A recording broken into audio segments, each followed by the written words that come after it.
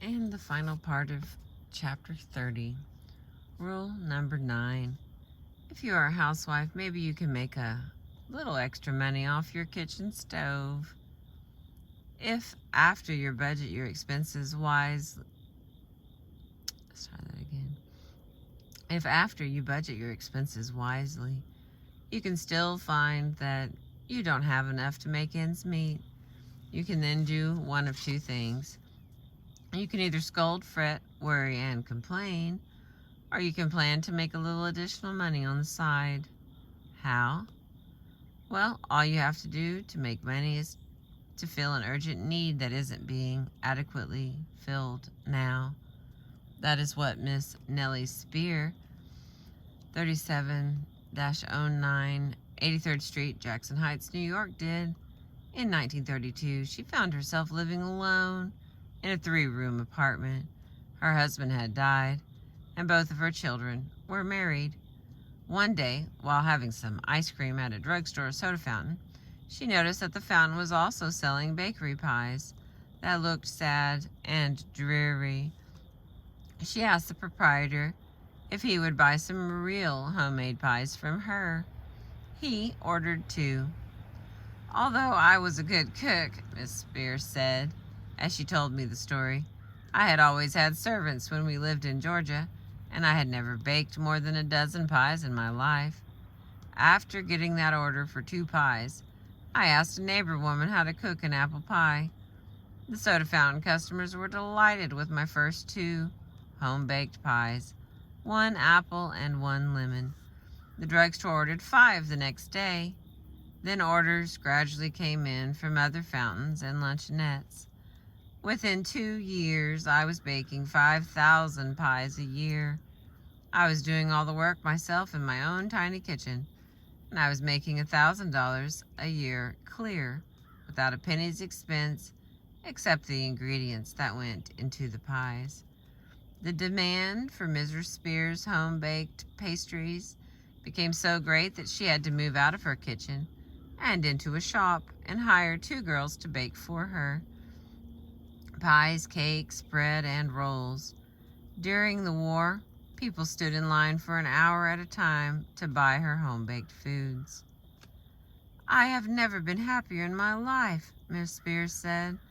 I work in the shop 12 to 14 hours a day, but I don't get tired because it isn't work to me. It is an adventure in living. I am doing my part to make people a little happier. I am too busy to be lonesome or worried. My work has filled a gap in my life, left vacant by the passing of my mother and husband and my home. Let's see if I can...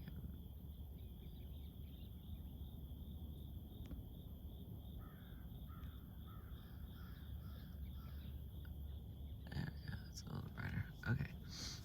When I asked Miss Spears, she felt that other women who were good cooks could make money in their spare time in a similar way. In towns of 10,000 and up, she replied, yes, of course they can. Mrs. Ora Snyder will tell you the same thing. She lives in a town of 30,000, Maywood, Illinois. Yet she started in business with a kitchen stove and 10 cents worth of ingredients. Her husband fell ill. She had to earn money. But how? No experience, no skill, no capital, just a housewife. She took the white of an egg and sugar and made some candy on the back of the kitchen stove. Then she took her pan of candy and stood near the school and sold it to the children for a penny apiece as they went home. Bring more pennies tomorrow, she said. I'll be here every day with my homemade candy. During the first week, she not only made a profit of $4.15, but had also put a new zest into living. She was making both herself and the children happy. No time now for worry.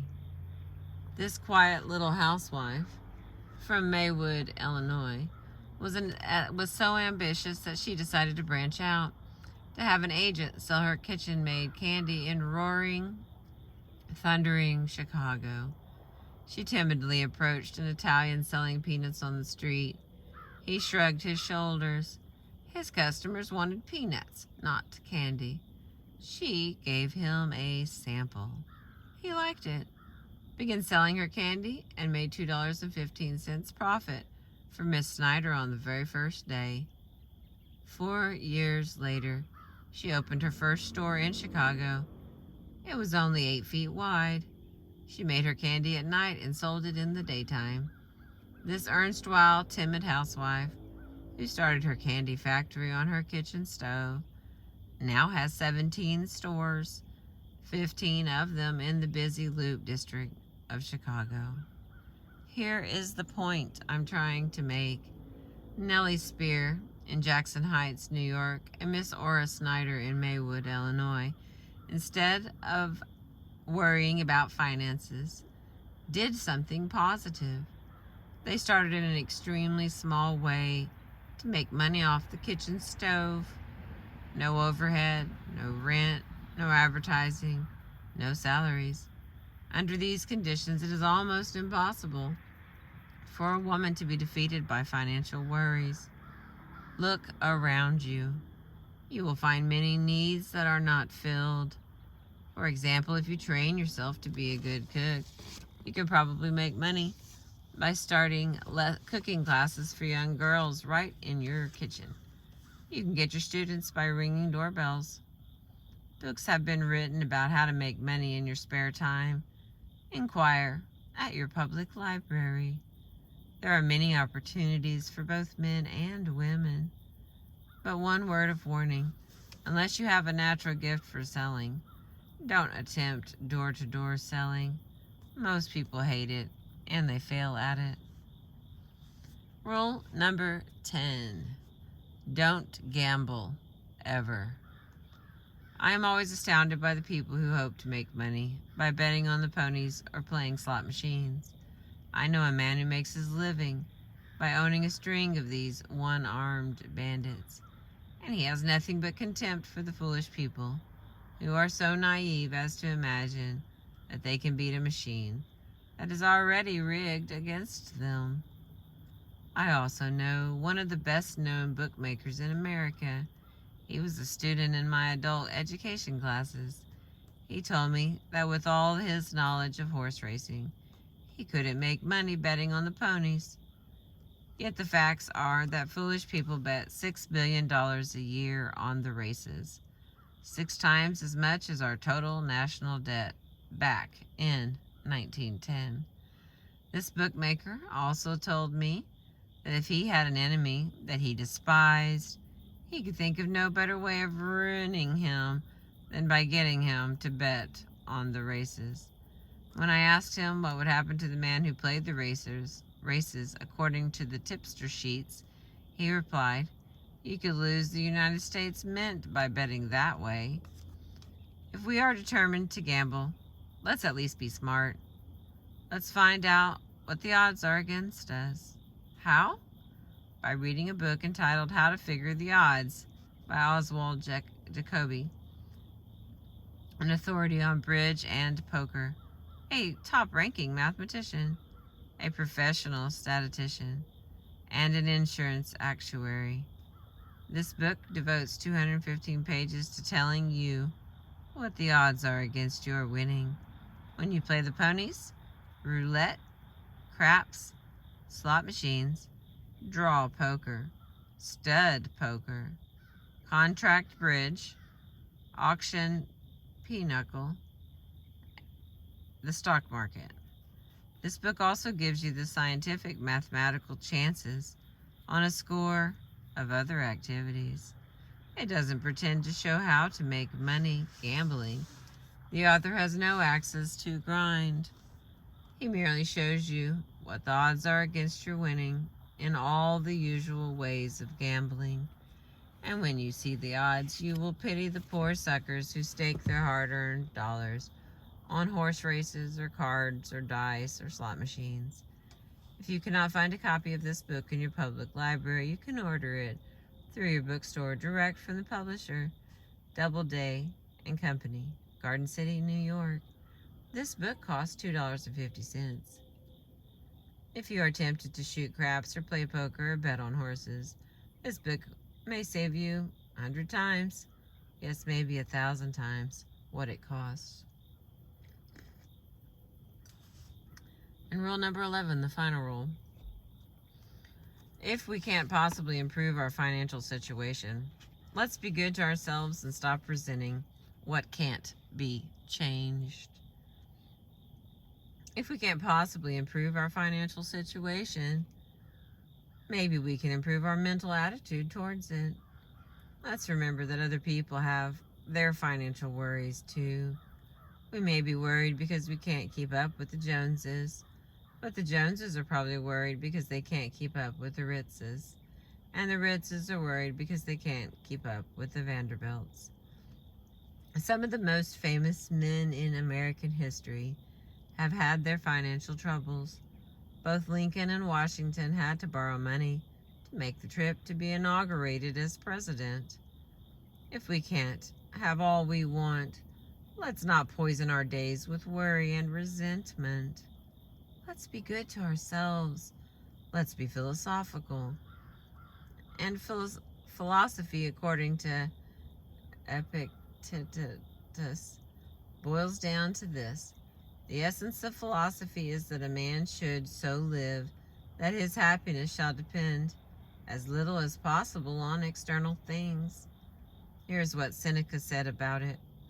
If you have what seems to you to be insufficient, then you will be miserable even if you possess the world.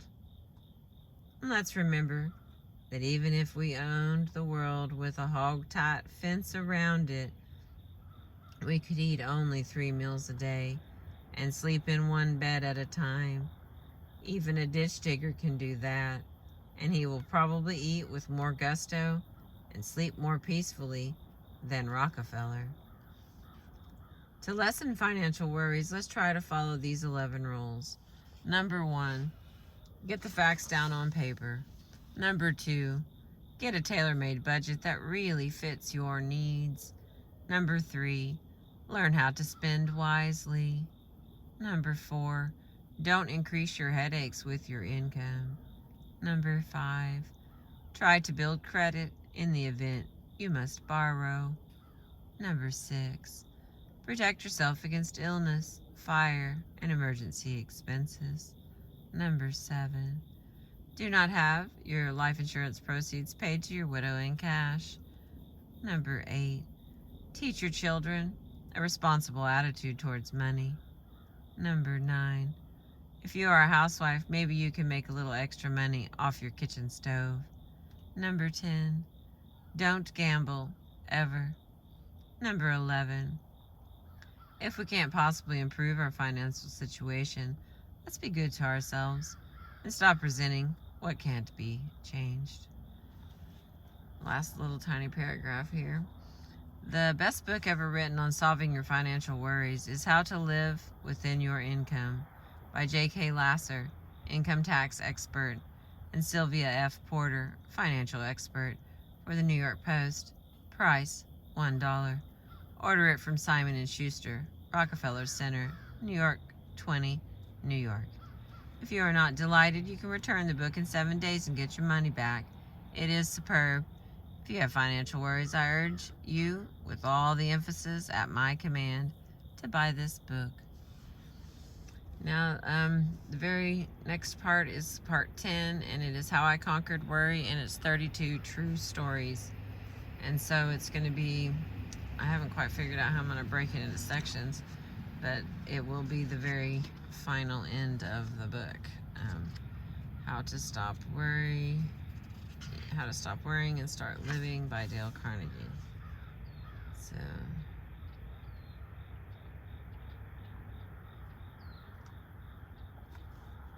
I appreciate you listening. Thank you so much. I'll add those stories here in the next day or so. It's been pretty hot to use my phone. Woo! We made it. Thank you. Thank you. Thank you.